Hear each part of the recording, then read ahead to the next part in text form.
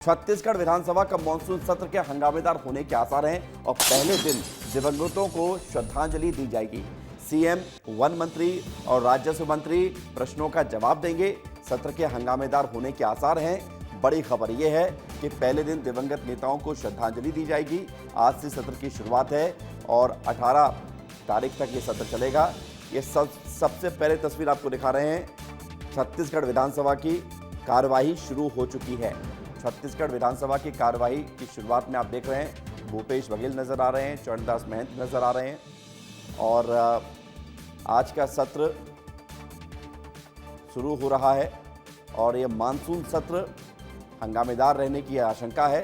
कई सवाल जवाब होंगे। रोहित मिश्रा हम देख रहे हैं हमारे साथ जुड़ गए, हमारे सहयोगी रोहित। हम देख रहे हैं कि अंदर कार्यवाही की शुरुआत हो गई है, राष्ट्रगान चल रहा है और आज सत्र हंगामेदार रह सकता है क्या या फिर शुरू होते ही स्थगित होगा? बिल्कुल देखिए, सत्र आज हंगामेदार रहने वाला है क्योंकि विपक्ष आज डीएपी की कमी का मुद्दा स्थगन के माध्यम से उठाने वाला है, सदन के अंदर उठाने वाला है। और फिलहाल सत्र की शुरुआत जो है वो हो चुकी है और यहाँ पर दिवंगतों को श्रद्धांजलि जो है वो दी जा रही है। चाहे जो है वो पूर्व मंत्री हैं मध्य प्रदेश के, उनको राजा बहादुर सिंह, उनको जो है वो श्रद्धांजलि दी गई। इसके साथ ही छत्तीसगढ़ के पूर्व राज्यपाल शेखर दत्त को भी जो श्रद्धांजलि है वो दी जा रही है। विधानसभा अध्यक्ष डॉक्टर रमन सिंह की जो है वहाँ पर मौजूद है, तमाम तरीके से तस्वीरों में दिख रहा है। इसके साथ ही इसके बाद प्रश्नकाल की शुरुआत होगी और प्रश्नकाल पे मुख्यमंत्री विष्णुदेव साय के विभागों से जुड़े हुए सवाल लगाए गए हैं। इसके साथ ही राजस्व मंत्री टंकराम वर्मा के विभागों से जुड़े हुए सवाल जो है वो लगाए गए हैं। वन मंत्री केदार कश्यप के भी विभागों से जुड़े हुए सवाल है। तो ऐसे में तमाम विभागीय मंत्री जो सत्ता पक्ष के विधायक हो चाहे विपक्ष के विधायक हो, उनके सवालों का जवाब देते हुए नजर आएंगे। और खास बात यह है कि इसमें भारतमाला प्रोजेक्ट का मुद्दा भी गूंजने वाला है क्योंकि उससे जुड़े हुए भी कई सवाल जो है वो लगाए गए हैं। इसके बाद अगर बात की जाए तो स्थगन के माध्यम से विपक्ष लगातार डीएपी की कमी की बात कह रहा है। कल भी जब विधायक दल की बैठक हुई तो उस विधायक दल की बैठक पर भी लंबी चर्चा जो है वो खाद बीज की कमी, डीएपी की कमी को लेकर हुई थी। तो ऐसे में उसको लेकर विपक्ष हंगामा कर सकता है। फिलहाल सत्र की शुरुआत हो चुकी है विवेक, और ये सत्र जो है वो कितने बजे तक चलेगा ये तो जो आने वाले समय पे ही क्लियर हो पाएगा। बिल्कुल रोहित, ये साफ हो पाएगा, लेकिन हम देख रहे हैं अभी सत्र के अंदर सभी लोग खड़े हुए हैं पक्ष विपक्ष के और मौन श्रद्धांजलि भी दी जा रही है राष्ट्रगान के बाद। और रोहित, बड़ी बात यह है कि कल बहुत बैठकें हुई हैं रायपुर में, चाहे वो सत्ता पक्ष हो यानी कि बीजेपी हो या कांग्रेस हो, सभी ने अपने अपने विधायकों को बुलाकर इस सत्र को लेकर बहुत तैयारी करवाई है। रोहित,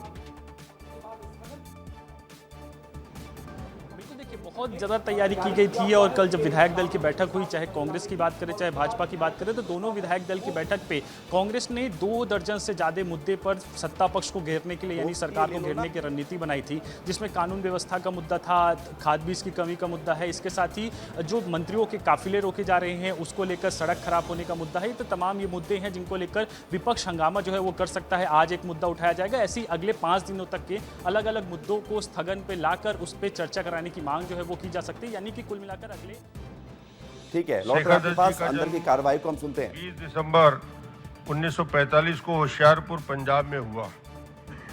1967 से 71 तक भारतीय सेना में कमीशन अधिकारी के रूप में भारतीय सेना में अपनी सेवाएं दी, जहां 1971 के भारत पाक युद्ध के दौरान 2018 मीडियम रेजिमेंट में डॉक्टर दत्त जी के महत्वपूर्ण योगदान रहा और सेना पदक से सम्मानित हुए।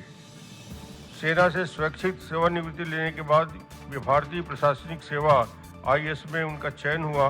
मध्य प्रदेश तथा केंद्र सरकार में कई उच्च पद पर आसीन रहे, जिसमें राष्ट्रीय सुरक्षा सलाहकार एनएसए के डिप्टी के पद पर।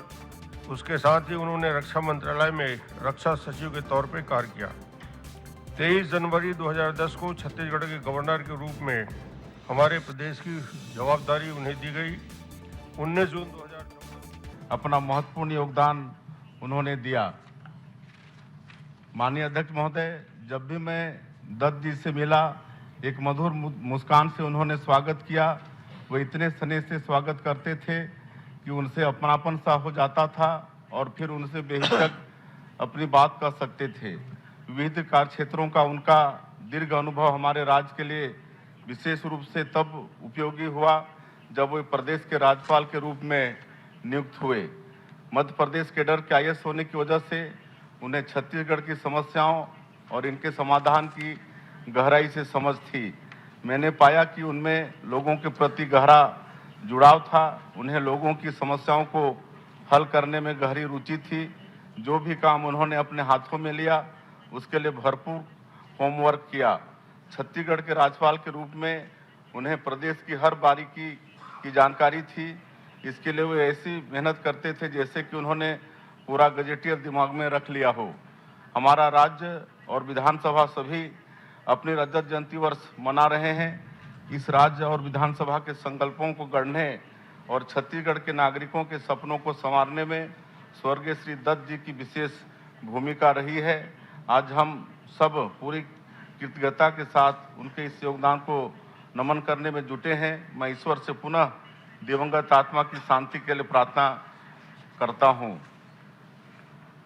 माननीय अध्यक्ष महोदय, मैं शक्ति रियासत के राजा और अविभाजित मध्य प्रदेश में हमारे छत्तीसगढ़ का एक लंबे समय तक नेतृत्व करने वाले पूर्व कैबिनेट मंत्री श्री सुरेंद्र बहादुर सिंह जी को विनम्र श्रद्धांजलि अर्पित करता हूं।